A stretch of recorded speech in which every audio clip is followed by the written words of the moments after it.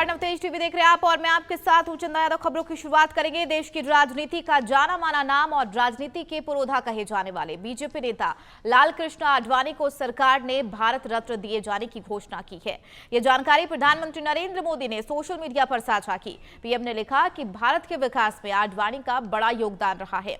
साथ ही साथ पीएम ने फोन करके उनको बधाई भी दी। बता दें, आडवाणी ने राम मंदिर निर्माण के लिए एक लंबी लड़ाई लड़ी थी। वहीं अब उनको भारत रत्न दिए जाने पर लोगों की प्रतिक्रियाएं सामने आई है।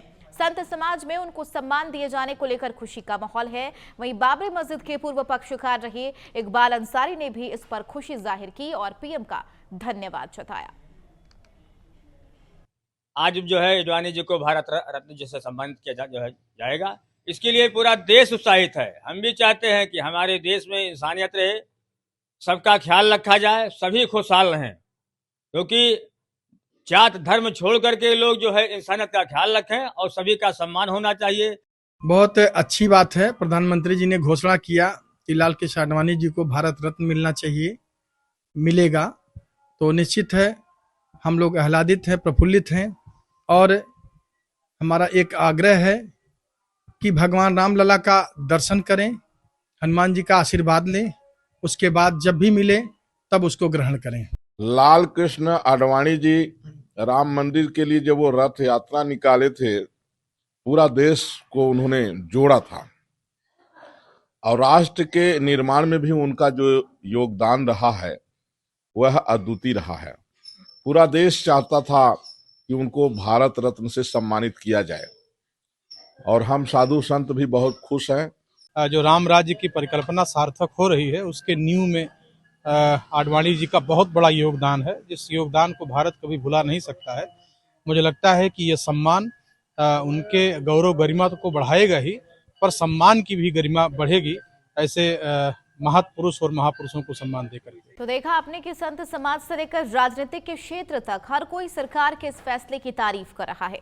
आइए अब आपको बता दें, पाकिस्तान में पैदा हुए आडवाणी कैसे भारत में इतने खास हो गए।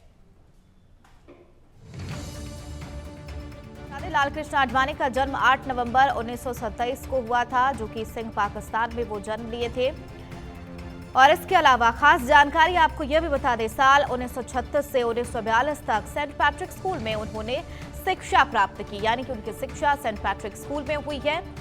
और उसके बाद 1947 में बंटवारे के बाद सिंध से दिल्ली का रुख किया था। लाल कृष्ण आडवाणी ने दिल्ली कब पहुंचे थे? 1947 में। और इसके बाद 1947 में राष्ट्रीय स्वयंसेवक संघ के सचिव आडवाणी ही बने थे।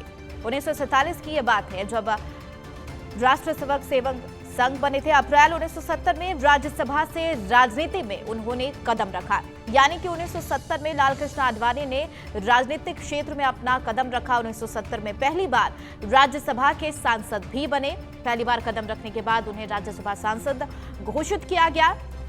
और उसके बाद मई 1986 में बीजेपी के राष्ट्रीय अध्यक्ष की उन्होंने कमान संभाली। 1986 में उन्होंने बीजेपी के राष्ट्रीय अध्यक्ष की कमान अपने हाथों में ली। वाजपेयी सरकार में देश के 7वें उप प्रधानमंत्री बने। तो ये खास और अहम जानकारी लाल कृष्ण आडवाणी से जुड़ी आपको बता रही हैं। राजनीति के पुरोधा आडवाणी कहे जाते हैं। आरएसएस के जरिए राजनीतिक करियर की उन्होंने शुरुआत की। उनकी करियर की शुरुआत आरएसएस के जरिए ही हुई थी।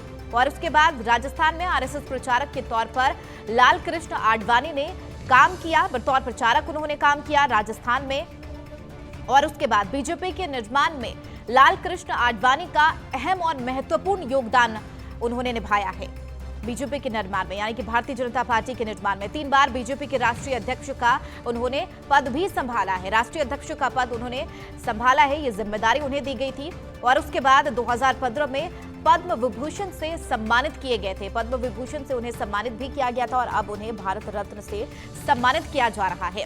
राम रथ यात्रा, जनादेश यात्रा और स्वर्ण जयंती रथ यात्रा लाल कृष्ण आडवाणी ने ही निकाली थी। तमाम यात्रा की अगर बात कर ले तो वहीं इसके अलावा 1980 में वीएचपी ने राम मंदिर आंदोलन शुरू किया था और इसमें अहम योगदान लाल कृष्ण आडवाणी का बताया जाता है। लंबे समय से यह संघर्ष चला था। हालांकि आडवाणी ने ही राम मंदिर आंदोलन का नेतृत्व किया और बाकायदा जब राम मंदिर की शुरुआत हुई थी और अब यानी कि राम मंदिर जब बनकर तैयार हो गया है, अहम योगदान लाल कृष्ण आडवाणी का। 25 सितंबर 1990 सोमनाथ से राम यात्रा की शुरुआत की थी लाल कृष्ण आडवाणी ने ही।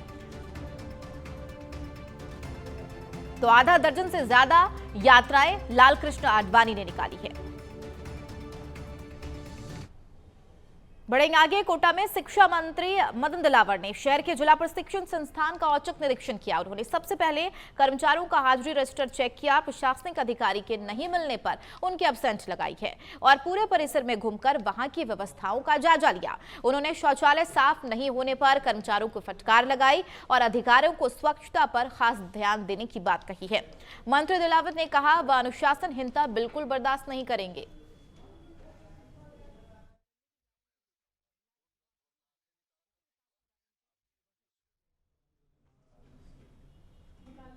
यूपी के पूर्व डिप्टी सीएम और वरिष्ठ बीजेपी नेता दिनेश शर्मा मुजफ्फरनगर में पार्टी कार्यालय पहुंचे, जहां उन्होंने लोकसभा चुनाव को लेकर पार्टी पदाधिकारी के साथ एक बैठक की।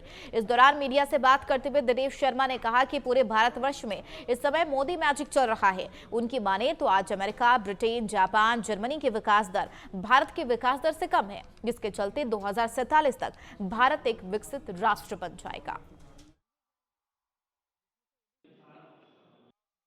पूरे भारतवर्ष में मोदी मैजिक चल रहा है। श्री राम जन्मभूमि मंदिर निर्माण के कार्यक्रम में जिस प्रकार से पूरे भारत के लोग आए हैं, जिस प्रकार से बजट का सत्र हुआ है और मोदी जी के जो 10 साल, लगभग 10 साल का कार्यकाल रहा है, वो भारत के विकास की यात्रा की एक कहानी है। और अगर आप देखो तो एक तरफ तो मुद्रास्फीति की दर नियंत्रित रही है, महंगाई की दर नियंत्रित रही है। यानी अगर दूसरे शब्दों में कहें, जो 2014 तक जो पहली सरकार का जो शासन था कांग्रेस का, उससे कहीं कम महंगाई की दर वर्तमान समय में।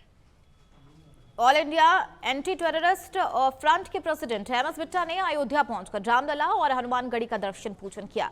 इस दौरान एमएस बिट्टा ने प्रधानमंत्री नरेंद्र मोदी को भगवान का भेजा हुआ फरिश्ता बताया है और उनकी उम्र लंबी हो, इसके लिए रामलला, हनुमान लला से प्रार्थना की है। मीडिया से मुखातिब होते हुए एमएस बिट्टा ने काशी और मथुरा पर अपनी राय दी। एमएस बिट्टा ने कहा, हमारे जीते जी नहीं पता था कि राम मंदिर का निर्माण होगा, वाराणसी में काशी विश्वनाथ कॉरिडोर का निर्माण होगा, ज्ञानवापी में पूजा शुरू होगी, कश्मीर से धारा 370 हटेगी। हमने नहीं सोचा था, हम बंद कमरे में रोया करते थे। उन्होंने मुसलमान भाइयों से अपील भी की कि भाईचारा को देखते हुए काशी और मथुरा हिंदुओं को सौंप दे।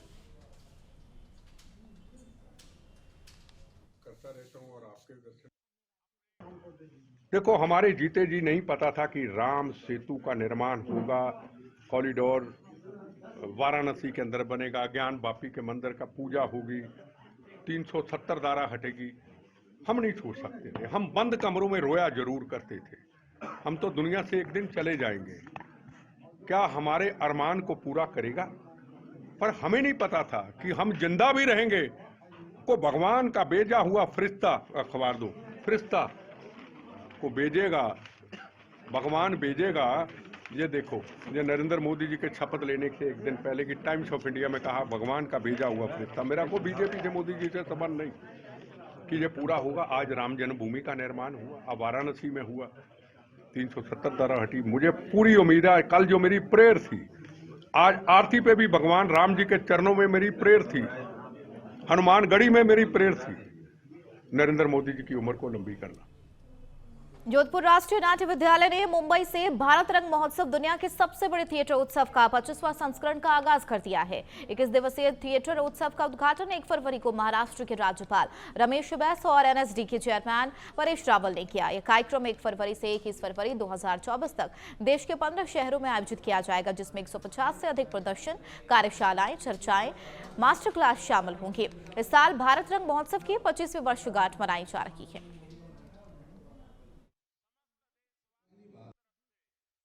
राष्ट्रीय नाट्य विद्यालय के आयोजन में भारत रंग महोत्सव भारत के 15 शहर में हो रहा है, जिसमें जोधपुर भी एक शहर है। और हमें अनुरोध है सारे रंग प्रेमियों से कि आप बहुत बड़ी तादाद में आइए और इस भारत रंग महोत्सव को सार्थक करिए।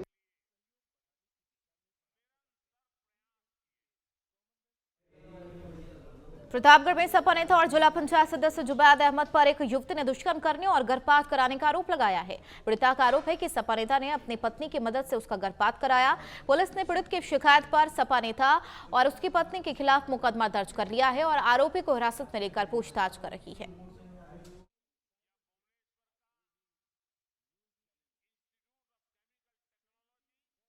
ये थाना क्षेत्र पट्टी का मामला है, जिसमें एक युवती द्वारा वहीं के निवासी जुबैद अहमद पुत्र इकबाल अहमद के विरुद्ध जबरन शारीरिक संबंध बनाने और एक महिला सलमा जो उसकी पत्नी है उसके सहयोग से उसका ले जाके अबॉर्शन कराने और वीडियो बनाकर वायरल करने की धमकी देने का आरोप लगाया है। इस पे सुसंगत धाराओं में अभियोग पंजीकृत करके आवश्यक विधिक कार्रवाई की जाए। भारतीय तिब्बत सीमा सुरक्षा बल के 47वीं बटालियन में तैनात योगेंद्र सिंह ले लद्दाख में बर्फ में दबने से वीरगति को प्राप्त हो गए, जिसकी सूचना मिलते ही परिजनों में शोक की लहर दौड़ गई। जैसे ही शहीद का पार्थिव शरीर गांव पहुंचा तो शहीद को आखिरी विदाई देने के लिए ग्रामीणों की भीड़ उमड़ पड़ी। पुलिस और प्रशासनिक अधिकारियों के साथ साथ बटालियन के अधिकारियों ने शहीद जवान को सलामी देते हुए अंतिम संस्कार कराया।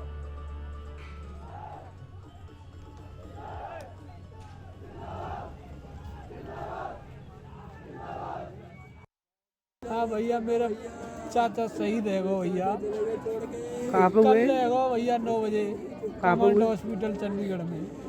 वीरगति प्राप्त कैसे हुए थे भैया? ड्यूटी के दौरान बर्फ पे भैया, हमें तो पता नहीं, बता रहे हैं कि गिर गए वो आते माइंड में उनके में ब्लड जम गया भैया। कौन सी जगह पे पोस्टिंग गई भैया को नहीं ले। सुबह सूचना मिली ITBP में हमारे 6 चौके योगेंद्र सिंह ऑन ड्यूटी शहीद हो गए। यहाँ गम का बहुत माहौल है। हमारे इगलास की उप जिलाधिकारी और हमारे CO और हमारे सभी जिला पंचायत सदस्य प्रधान, हम खुद यहाँ पर। देश के लिए ये बहुत बड़ी क्षति है और मैं उनके चरणों में नमन करता हूँ।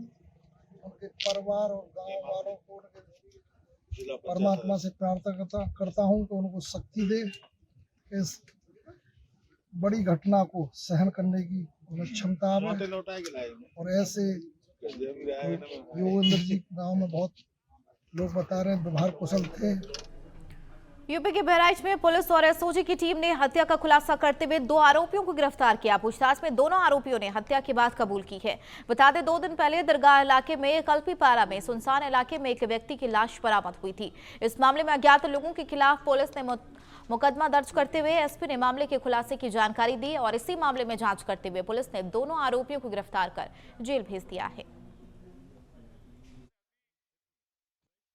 30 जनवरी को एक धाना दरगाह शरीफ के क्षेत्रांतर्गत एक शख्स तसव्वुर अली का शव सपना राइस मिल के पीछे पाया गया था, जिसका संज्ञान लेके 302 का मुकदमा तत्काल थाने में पंजीकृत हुआ था और इस पे विभिन्न टीम्स इसके खुलासे में कार्यरत थी। तो आज 2 ही दिन में इसका बेहतरीन खुलासा पुलिस की टीम द्वारा किया गया है, जिसमें ये पाया है कि मृतक पैसे के लेन देन का अनौपचारिक काम करते थे, जिसमें जो मुख्य आरोपी है निजामुद्दीन, उसने भी 30,000 रुपये ब्याज पे ले रखे थे जो वो वापस नहीं कर रहा था। मृतक द्वारा बार बार पैसा वापस देने का दबाव बनाया जा रहा था। इसी कारण क्योंकि वो पैसा वापस करने की इच्छा नहीं रख रहा था, अपने साले इकरामुद्दीन के सहयोग से उस खबर बुलंदशहर के खानपुर थाना क्षेत्र के जडोली गांव की है, जहां ससुराल वालों ने अपनी बहू को जिंदा जलाने का मामला सामने आया है। बताया जा रहा है कि पति की मौत के बाद युवती जीवन गुजारने के लिए अपना हक मांग रही थी और इसी के चलते ससुराल पक्ष ने उसे जिंदा जला दिया, जिसको गंभीर हालत में मेडिकल कॉलेज रेफर कर दिया, जहां इलाज के दौरान उसकी मौत हो गई। वहीं सूचना मिलने से मायके पक्ष वाले भी मौके पर पहुंचे और उन्होंने थाने में ससुराल पक्ष पर हत्या का मामला दर्ज करवाया। उधर पुलिस ने शव को कब्जे में लेकर पोस्टमार्टम के लिए भेज दिया है और मामले की जांच में जुट गई है। धर्मवती। ये कौन थी आपकी बेटी? क्या नाम था इनका? पूजा। पूजा। अच्छा, कहाँ पे शादी करी थी, कब शादी करी थी आपने? भेरावटी। आपकी कौन सा थाना लगता है? शायद ये बीवी नगर। बीवी नगर। अच्छा, बुलंदशहर में पड़ता है।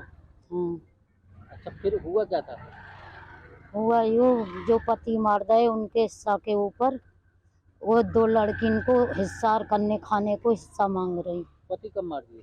4 महीना हो गए या 27 तारीख में। तो कोई बीमार वगैरह थे? नहीं, फिर नहर में गिर के। नहर में गिर के। अब लड़की के साथ क्या हुआ है? लड़की के आग लगाई है कब लगाई है? कल सुबह। तो आपको कैसे पता लगा है क्या हुआ है? फोन करा कई पड़ोसी ने। पड़ोसी ने? परिवार वालों ने? परिवार वाले। खबर यूपी के देवरिया से है, जहां नेशनल हाईवे 28 से टोल टैक्स पर बदमाशों ने लूटपाट की और टोल टैक्स कर्मियों से मारपीट भी की। इसका वीडियो सोशल मीडिया पर वायरल हो रहा है। टोल मैनेजर ने बताया कि 1 जनवरी को शाम 8 बजे करीब टोल टैक्स पर कुछ युवक आगे आए और कहने लगे कि हम लोग आए हैं तो टोल टैक्स का बैरियर पहले ही उठा दिया करो, जिसको लेकर विवाद हो गया। दर्जनों से अधिक संख्या में युवक ने आए और तोड़फोड़ करने लगे। विरोध करने पर टोल कर्मियों से मारपीट भी की। लूटपाट का वीडियो सीसीटीवी कैद हो चुका है। हम यहाँ मुझे हेतिमपुर टोल प्लाजा मैनेजर हैं। रात कल जो है ये 1 तारीख को रात में 7:45 बजे के आसपास कुछ अज्ञात लोग आए, जो कि थोड़ा विलम्ब हुआ बूथ खोलने में। जबरदस्ती क्यों विलम्ब हुआ जो है ये लोग जो है काली गुप्ता देने लगे। उस समय तो चले गए, लेकिन आधा घंटा बाद आए। ज़्यादा लोगों की संख्या थी और ये लोग लाठी डंडा राड सब लेकर के लड़कों को जो हमारे पीछे 9 नंबर बूथ में रखा हुआ पैसा लूट। खबर सोनभद्र से है, जहां 2012 में गिरफ्तार नक्सलियों की पेशी अपर सत्र न्यायाधीश के सामने हुई। आरोपियों को आईपीसी की संबंधित धाराओं के तहत गिरफ्तार किया गया था, जिसमें फैसला सुनाते हुए लालब्रत कोल को आजीवन कारावास की सजा सुनाई गई और मुना विश्वकर्मा और अजीत कोल पर दोष सिद्धि पाई गई, जिसमें 6 फरवरी को सजा सुनाई जाएगी।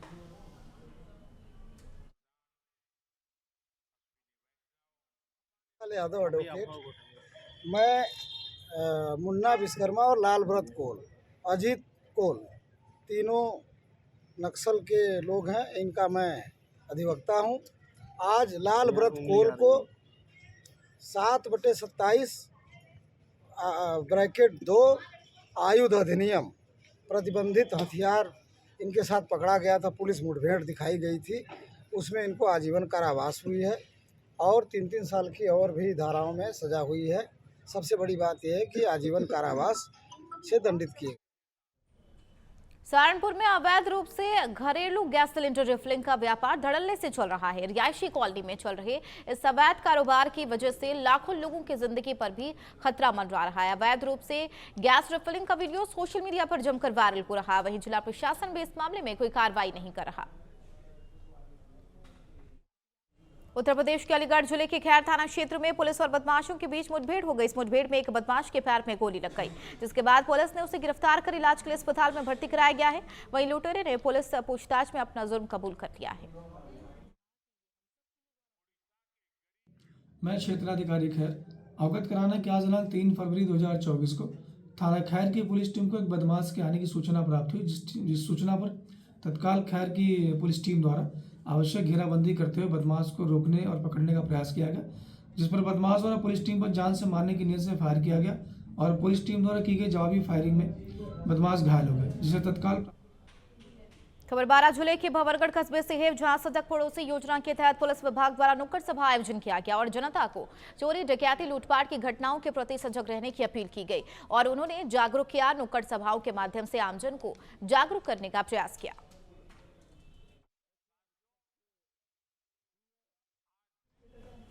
खबर बूंदी से है, जहां 3 फरवरी को जिले के रामनगर गांव में विशेष समुदाय के युवक और युवती की शादी रचाई गई। जिला कलेक्टर की पहल पर युवती को देह व्यापार के दलदल से निकालकर युवक से उसकी शादी कराई गई। इस दौरान जिलाधिकारी और एसपी ने पूरी रीति रिवाज के साथ कन्यादान कर दोनों का आशीर्वाद दिया। इस दौरान एसपी जय यादव, पुलिस उपाधीक्षक नरेंद्र पारिक समेत तमाम लोग मौजूद रहे। पुलिस अधीक्षक ने कहा कि पिछड़ी जाति को समाज की मुख्यधारा में लाने के लिए ऐसे प्रयास किए जाने चाहिए।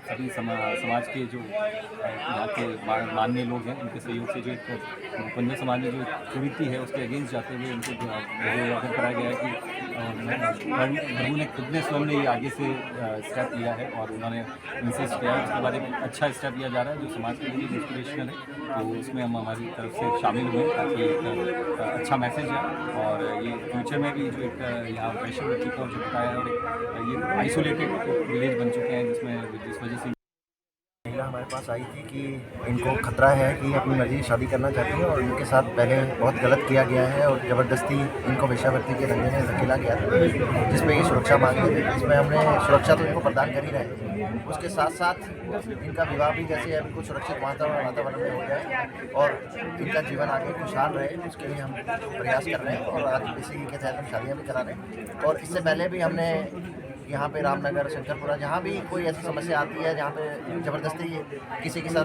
गलत कराया जाता है, उसकी हम पूरी मदद करते हैं। और ये जो सामाजिक कृतियाँ हैं जिसके अंदर खबर जोधपुर से है, जहां डॉक्टर नवीन किशोरिया संभाग के सबसे बड़े सरकारी अस्पताल मथुरा दास मातृ अस्पताल के कार्यवाहक अधीक्षक बनाए गए हैं। गौरतलब है कि अस्पताल में फैली अव्यवस्थाओं के चलते डॉक्टर एसएन मेडिकल कॉलेज के प्रिंसिपल डॉक्टर दिलीप कच्छाबा और अधीक्षक डॉक्टर विकास राज पुरोहित को हटा दिया गया है।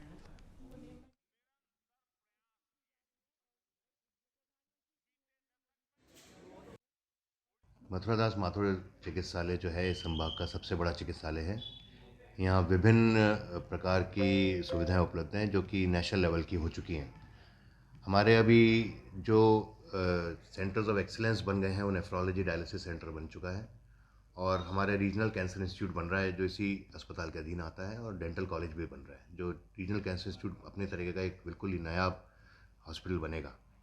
और सिमिलरली हम लोग यहाँ पे नया डायग्नोस्टिक विंग बना रहे हैं अपने attach to the OPD block, वो भी एक ही बिल्डिंग में सारे डायग्नोस्टिक फैसिलिटी एक ही बिल्डिंग में मरीजों को सुविधा एक साथ मिल जाएगी, कहीं तो उनको।